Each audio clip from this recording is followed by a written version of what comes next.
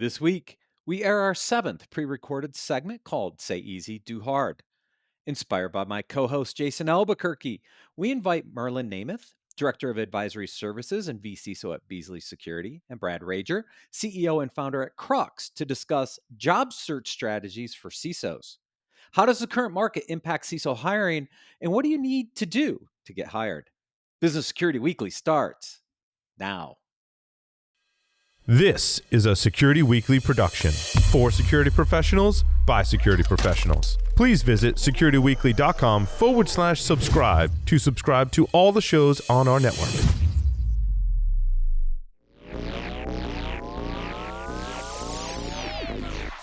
It's the show where we explore the business of security to improve the security of business. Your trusted source for actionable insights on leadership, communication, and innovation. Get ready for Business Security Weekly. Let's talk about something that's becoming increasingly important for enterprise companies worldwide: cyber risk management. Traditionally, cyber risk has been managed manually in silos, separate from the business's core operations. The future is about getting real-time risk insights benchmarked against your industry peers through automation. And CyberSaint's CyberStrong platform is leading the charge. CyberStrong is not just another point solution. It's a revolutionary platform. It's a quantified top-down risk approach where your unique cyber risks inform C-suite decision-making to identify your top 5 cyber risks and the controls to mitigate them. Sign up for your free cyber risk analysis by visiting securityweekly.com/cybersaint. Panoptica, Cisco's cloud application security solution, provides end-to-end lifecycle protection for cloud-native application environments. It empowers organizations to safeguard their APIs, serverless functions, containers, and Kubernetes environments. Panoptica ensures comprehensive cloud security, compliance, and monitoring at scale, offering deep visibility, contextual risk assessments, and actionable remediation insights for all your cloud assets. Get more information at securityweekly.com/Panoptica. Do your end users always, and I mean always without exception, work on company-owned devices and IT-approved apps? I didn't think so. So my next question is, how do you keep your company's data safe when it's sitting on all those unmanaged apps and devices? 1Password has an answer to this question: Extended Access Management. 1Password Extended Access Management helps you secure every sign-in for every app on every device because it solves the problems traditional IAM and MDM can't touch. Check it out at securityweekly.com/1Password. That's the number 1 password. Welcome to Business Security Weekly. This is episode number 359, recorded July 30th, 2024, but will air on August 5th, 2024 to kick off Black Hat. I'm your host, Matt Alderman.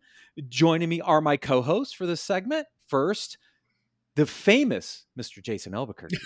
Infamous. Thank you very much. I appreciate that. Good to be here, Matt. It's awesome to do another Say Easy, Do Hard. I love these segments. And hey, by the way, preseason football starting, baby. I know. So we're excited. Yep, Houston's traveling up to Ohio because they got to go do the Hall of Fame game. Anyways, Mr. Carr is also here. Hey, Ben. Hey, Matt, how's it going? We'll have to think about doing one of these for building or renovating a house. Say easy, do hard about house construction. Yeah, I got hours and hours of content on that. Oh, you and me both, buddy. You and me both. Drywall starts tomorrow. Good for you. Good for you. Yeah, I'm talking about getting the outside finished next week. So, yeah, excited. There we go. One quick announcement, and then we'll get into this. You're invited to InfoSec World 2024 at Disney's Coronado Springs Resort in Lake Buena Vista, Florida, from September 23rd to the 25th. Join top cybersecurity experts for this premier event. Save 25% on your pass by using code ISW24-SW25 when you register at securityweekly.com/InfoSec World 2024. Merlin Namuth is Director of Advisory Services and VCISO at Beasley Security. He has over 25 years of IT experience, the last 25 years focus in security. His experience spans industries, including 6 different security programs, creating strategy and building security programs from the ground up, advancing existing security programs, mergers and acquisitions, managing incident response teams, computer forensics, compliance, and a whole lot more, both on-prem and in the cloud. Welcome, Merlin. Thanks, Matt. Good to see you again. Good to see you, Jason. Yes, good seeing you. Also joining us is Brad Rager. He's the founder and CEO of Crux, a talent platform for cybersecurity.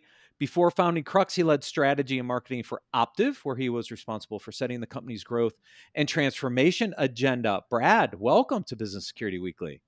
Thanks for having me. It's great to be here with you guys. Yeah, so we have a little history together. I was Accuvant employee number 30 way back in the day. So you came way after I left, by the way. So there are a lot of roads that lead back to the mini Dans that founded Accuvant back in the day in our industry. Well, Scott Walker was the CEO when I was there, right? Then the Dans, right? So you got to know a little more of the history there. All right. So this segment's we're focused on the CISO. And so Merlin, you brought this topic up, and if I look at the market right now, the job of the CISO not only has been changing, but has been really interesting from a hiring perspective. I know, Ben, you face some of this as well. Like, you would think under the current climate that people would be hiring CISOs all over the place. Everybody needs a CISO to report their security risk, but that's not really what's happening right now, is it, Brad?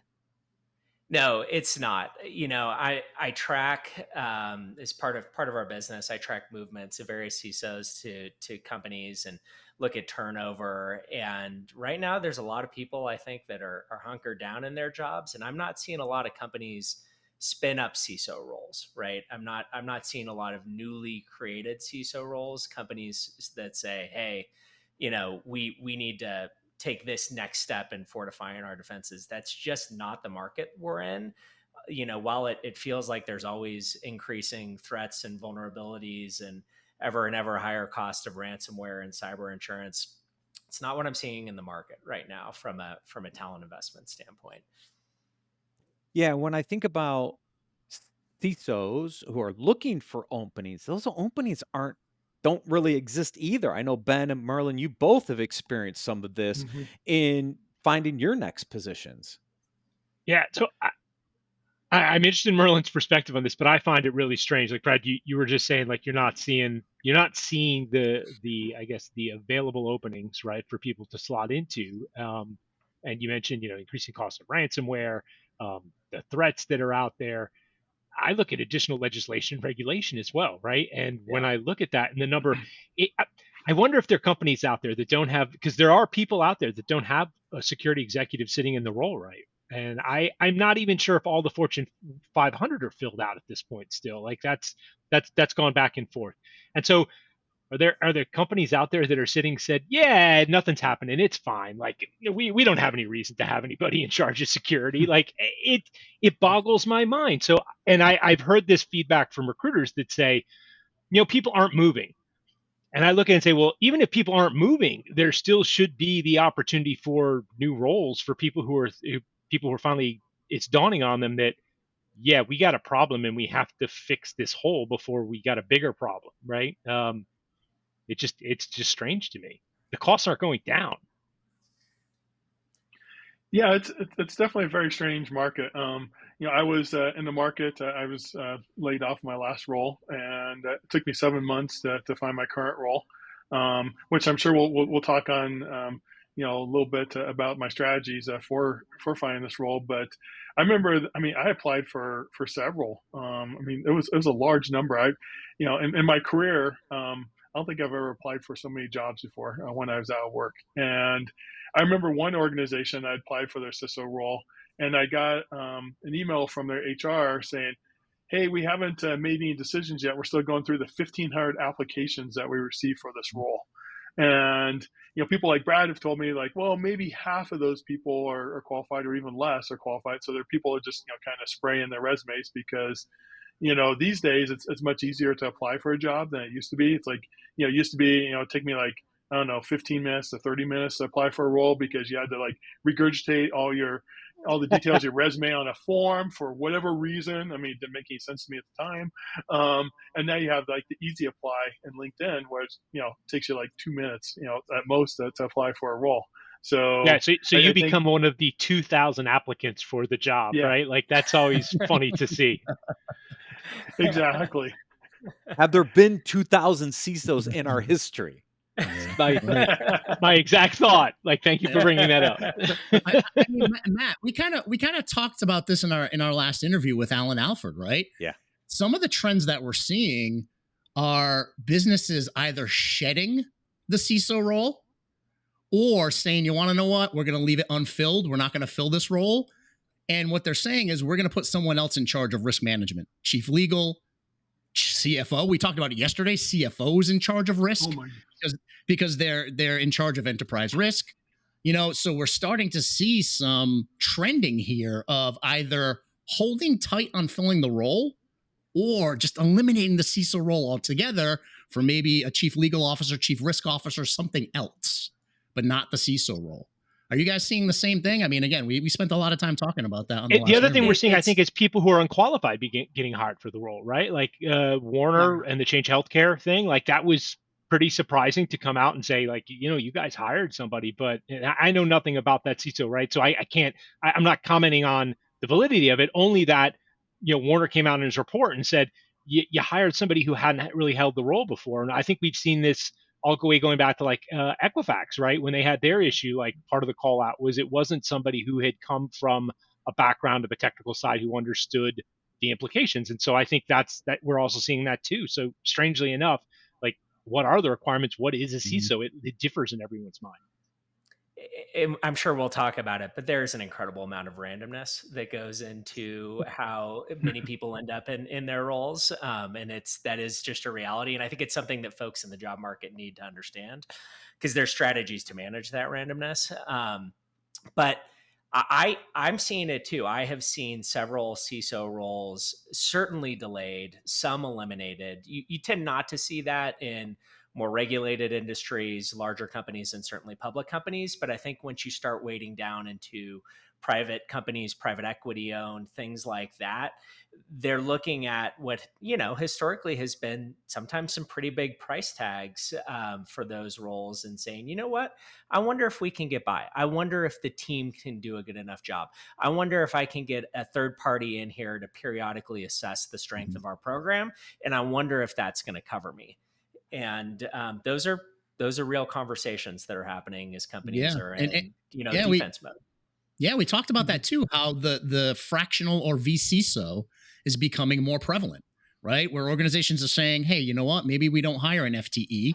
Maybe we outsource and we bring in a fractional or a vCISO, which we talked about being kind of a career path for CISOs, eventually maybe getting into that fractional consultative role. And Merlin, it sounds like that's what you're kind of doing now, right? Yeah. So I've worked for a services company, and vCISO is one of the offerings that we do. And I work with a lot of clients that don't have like a security leader at all. And I guess to the point that you were saying, Ben, it's like some of the roles I applied for when I was actively in my job search.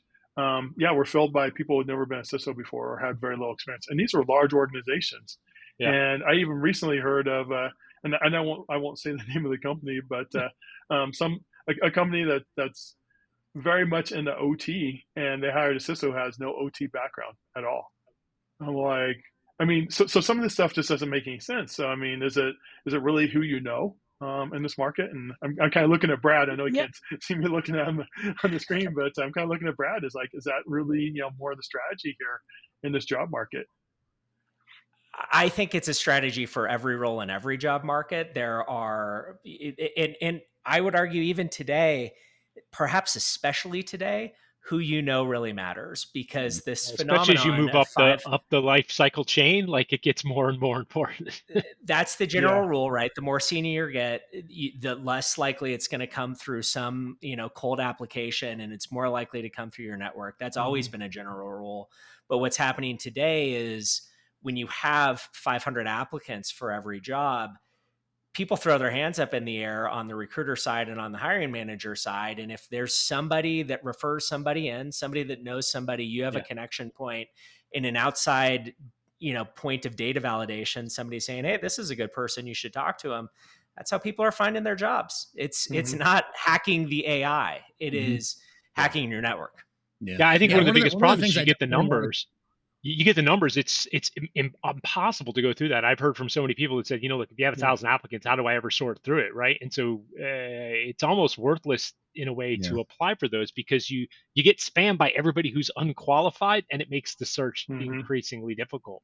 I think the Well, vCISO thing, that makes a lot of sense in the small mid-sized market, where they just don't have the economics to support the right person in the role. But even in the vCISO side, I've seen a lot of people going into that role that don't have the requisite experience, and so it's kind of the blind leading the blind in that aspect, and the dynamics are just very strange. I mean, I one want of to the go things back. that I'm noticing is that we've shifted big time from an applicant job market to an employer job market. The employers now hold the bag, right? It happened quickly. They honestly do. They hold the bag these days. Before we had power, we could negotiate. We could sit back and say, "You want to know what? There aren't enough of us, and you need me." Well, that's not the case anymore. We don't hold the bag. So, and speaking to your network and your personal brand, I think those are extremely important in this market. You have to be building your personal brand. You have to be building your network. You have to be out there building trust, because from people that I know that are out there looking for jobs in a market where they would have to maybe send out 10 resumes and they'd get some bites and get some interviews, they're sending out 100, 150, 200 resumes, and in some instances not getting an interview even. So this is where that personal brand, that connection, the networking comes back into play. The days of COVID, where we could do everything virtual and kind of be hands off and not be face to face, that's done now. Those days are gone. We need to be building the relationships again. We need to get back to that. Now, we are going to get into some of that in the second segment. So I agree with you. The network's important, but I think part of the challenge, Ben, even you and I experienced some of this. Like, I had connections trying to get you connections. Like, that's still even difficult, right? But we'll break into that. Brad, I want to go to one component you and I talked about a little bit is prepping for this, is the supply and demand discussion, right? Jason just hit on it, right? There are potentially now a lot of qualified CISOs. So there's a large supply. It doesn't look like there's a large demand. Is that really what's going on here, or is it something else? I think that's right. And I think there's a phenomenon in this job market that impacts both supply and demand. And that's it's just the turnover in the job role, right? It's are people quitting and leaving to another thing. And that's kind of a cycle that starts to gain its own momentum. But when the job market is slow, you have this phenomenon of people hunkered down, really unhappy in their jobs. So they are contributing to the job applications that drop on LinkedIn and the escalation of the application count from 0 to 200 in an hour. And but they're not leaving, right? And so if the jobs aren't being created net new, the job opportunities that come open are the folks that leave. And when there's not a lot of velocity in this market, you have both demand being low and supply being high, and the velocity isn't at a normal and healthy state, right? I know in this industry we tend to throw around a lot of stats that I don't necessarily believe on the people front. One of those stats that people have liked to cite was 18 to 24 months is the life of a CISO. I don't know that I ever believed that, but I did look at data towards the end of last year, and CISO turnover was sub 15% on an annualized basis. So the world that we've been living in, people are sticking in their jobs, on an average of about 6 years is kind of what we're seeing. And I think I know a lot of CISOs that tend to get unhappy when they're in a place for 4, 5, 6 years. They kind of reach that point where they say, I feel like I've done my thing here, and it's gotten more political. And I think there's a lot of people like that are sitting in their job. They know they've got a good job. They know it's paying the bills, but they're open and ready for something else. Hmm. And so we're in this kind of frozen market right now. It's interesting. It's more like a displacement market instead of a growth market, right? In Yes. order to fill a CISO, Hmm. somebody has to exit a CISO role. We're not Right. actually growing more CISO roles, which I think is the bigger concern and challenge. I think in the Hmm. industry is we're not seeing companies hire CISOs and opening up those new job roles. That's right. That's right. Interesting. Yeah, one of the things I wanted to go back and just mention something where, Brad was talking about, knowing someone on the inside that can refer you for a job. Um, on the opposite side of that, it's like when I'm in a position where I'm hiring for a role, I'll always talk to someone that was referred to me, because first of all, that's good company culture because you're valuing the opinion of of the employee that, hey, that they think enough of this person that you should interview them. And plus also it's like that's a known person, might not be known by me, but it's known by somebody, which, I mean, hiring costs a lot of money. It takes a lot of time, and then when you make a bad hire, then that creates a lot of issues. You're, So you're I'd trying to much rather minimize the hire risk, someone who's known. Yeah, right? exactly. We all know this, right? There's so much value in a referral because look, people say whatever they want on a resume, right? And you have to have a pretty good hiring process to be able to kind of suss out the BS that you may hear in an interview process or see on a Hmm. resume. So having somebody that you trust who says, "Hey, this Mhm. is somebody that I trust and they know what they're doing," is of incredible value. Incredible value. Yeah, We it know means a that when lot we when hire someone's people. willing to put their reputation on the line, right? Mhm. Yeah. To sit back and say, I'm willing to put my reputation on referring this person, that garners a lot of trust. And in many ways, we're in the trust business. So it means a Well, lot coming Yeah. to the people other thing hiring. is, as you move up the stack, like I've thought about this when I'm hiring too. If I'm hiring an IC, it's a lot easier to look at a resume, right? Because it's what they've done, the technical capacity that they have. But as you look at, manager, director, senior director, VP, CISO, it gets ever more increasing like what's the personal skills that they have? How do they Mhm. interface with other people? And so the referral side is much more important there because you're getting a true understanding of something that can't be captured on a Hmm. resume. It's really, really hard to do that. And that's why, the face to face, the discussion, the conversation, the relationship is much more important as you're more senior because that's how you get political capital within the company to get stuff done. It's built on the relationship you have internally. Now I know I do think. Brad's yeah, I Oh, know go ahead, you've Matt. got some good tips on this one, and I wanna say don't give away too much in segment 1, right? Because I do wanna break into that in segment Item one, 2. don't be an ass. Oh, Easier I'm said than out. done for some people. I'm out. Say easy, do hard. Right. Right. But go ahead, Brad. Yes.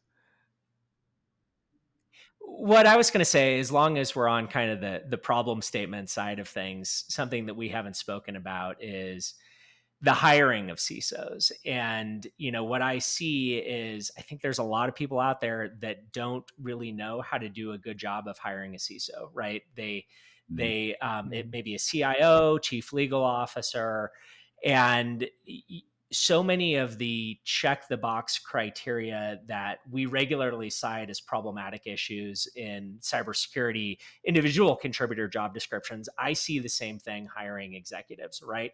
So I'm sorry, but having super relevant industry experience that may be useful if you're in sales, but I think you do not need to limit your CISO search to somebody that has worked in plastic packaging manufacturing. It doesn't make Somebody sense, right? mentioned something earlier, and I was thinking that exact same thing, Brad. Like I hear that as a pushback. Like, Hmm.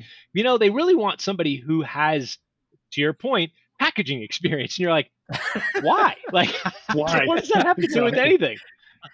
Even compliance frameworks, Yeah. they can be learned, right? I think it's Yeah. worth the soul searching, just like any job, to say, what's the problem that you have that you're trying to solve for? And what are the skills you need from a person who would be uniquely suited to solve those problems? In that thought process, I just don't Hmm. see that much happening on the hiring side. And I think to your point earlier, Merlin, that leads to some picks that you see where maybe it can be a little bit of a head scratcher because I think a lot of companies just don't really know what they need when it comes to Hmm. hiring a CISO. Yeah. Well, we've talked about this before. It's the whole hiring process, right? It's who are you reporting to? Who's involved in the in the hiring process? Are you looking for somebody technical? Are you looking for somebody business? Like the companies just don't understand the makeup of the role and what they're trying to obtain and the value that they bring, and so as a result, it's misplaced. And I think there are CISOs that come in, that don't know their own persona and don't know what they play into and where their strengths are. And so they have a hard time articulating that to the hiring team to say, look, what you're really looking for is a post-breach CISO, and I'm not. I'm a steady state guy. I'm not Right. going to be happy here. And so you get mismatches. I also think for companies where, oh, go ahead. Sorry. Well, I was just going to say, I don't think business leaders are hiring, like HR folks understand the business value that CISOs are going to bring to the table. They have no idea.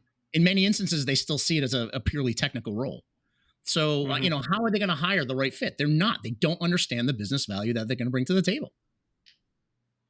Yep. Yeah, I still hear that's right. organizations refer to as IT security. I'm like, oh, that was many years ago. That it's like, security encompasses so much more than that. And then plus also it can be a business driver for the organization of it's like, company A wants to do, wants to do business with your company. They want to have some assurance that you're keeping their data safe, and compliance is part of that. And then plus also just technical controls and just the overall security program. And I think a lot of organizations don't realize that while security is an overhead cost, that there's a lot of it can really drive a lot of business to the organization. You're absolutely dead on, Merlin. I mean, we've talked about it on the show. One of the things that I did as a CISO was I made sure that every Salesforce opportunity that the security team engaged in was tagged with the security team. So that way we could show the business the level of revenue generation that we were able to influence.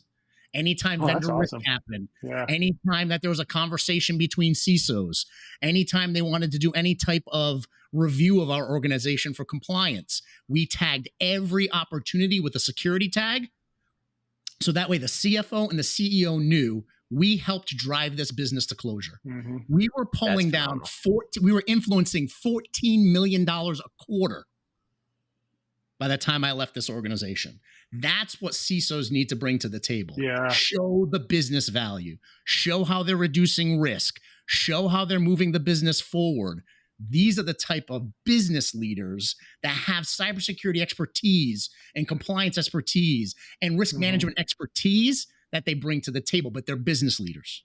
That's what we need to do. That's phenomenal, Jason. And I think one of the issues we see is that people don't know what they don't know. And if they haven't seen what good looks like, if they haven't seen a security program that is integrated with the business, they don't know how to hire for it. They don't know how to ask for it. They don't know how to look for it. And so it can continue to stunt where security is in the business if they haven't seen that type of leadership and they don't know how to ask or hire for that leadership. And we can evangelize all we want within the security community, and that's important. But we also need to be heard by legal, by IT, by the business, by outside communities to help them understand what to look for in making those calls. I want to dig into this in segment 2, because I want to talk about root cause and ways we can blow that up, because I have some ideas. Yes. Well, good. That's a perfect segue into segment 2. So stay tuned. We're going to take a quick break and then come back and help you prepare for your next CISO career.